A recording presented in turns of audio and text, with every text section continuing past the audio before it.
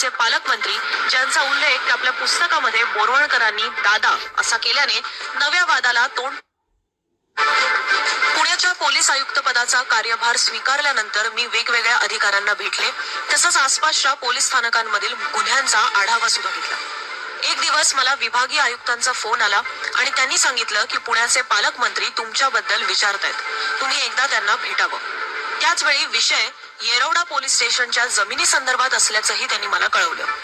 विभागीय आयुक्तांच्या कार्यालयातच मी पालकमंत्र्यांची भेट घेतली.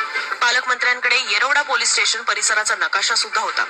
त्यांनी मला सांगितलं की या जागेचा लिलाव झालेला आहे आणि जास्त बोली लावणाऱ्यासोबत मी जमीन हस्तांतरणाची प्रक्रिया पार पाडावी. मी पालकमंत्र्यांना सांगितलं की येरवडा पुण्याचं मध्यवर्ती ठिकाण पडतं.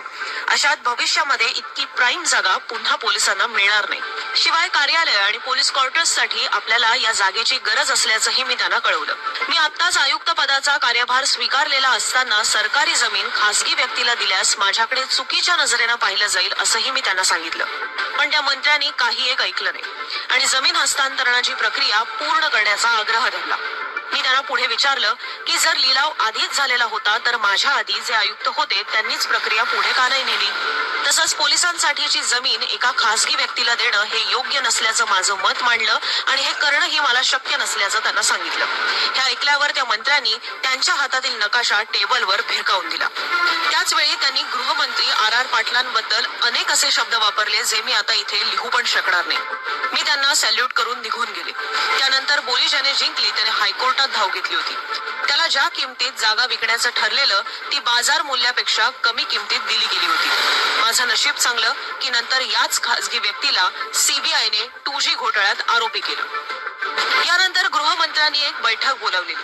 मी कोणत्याही पद्धतीने बधत नाही हे लक्षात आल्यावर पाटलांनी सुद्धा त्यांची भूमिका बदलून असं ठरवलं की गृह खातं ही जागा हस्तांतरित करायला तयार होणार नाही.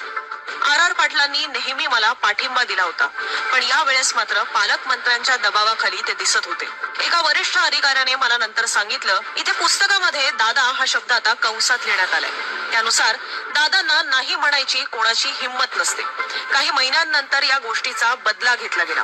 पुण्यातल्या बिबवेवाडीमध्ये दंगल झाली आणि पालकमंत्र्यांनी एका मुलाखतीत पुण्याच्या पोलीस आयुक्तांचं काहीतरी करायला लागेल असं बोलून दाखवलं.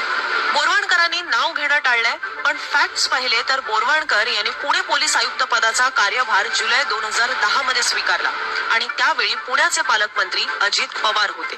त्यामुळे बोरवणकरांच्या दाव्याची सुई ही अजित पवारांकडे जाते. अद्याप यावर अजित पवारांनी प्रतिक्रिया दिलेली नाही. मात्र नुकताच भाजपकडून पुण्याचं पालकमंत्रीपद अजित पवारांकडे गेलेलं असताना हा आरोप समोर येणं हे दादांच्या अडचणीत वाढ ठरण्याची शक्यता आहे.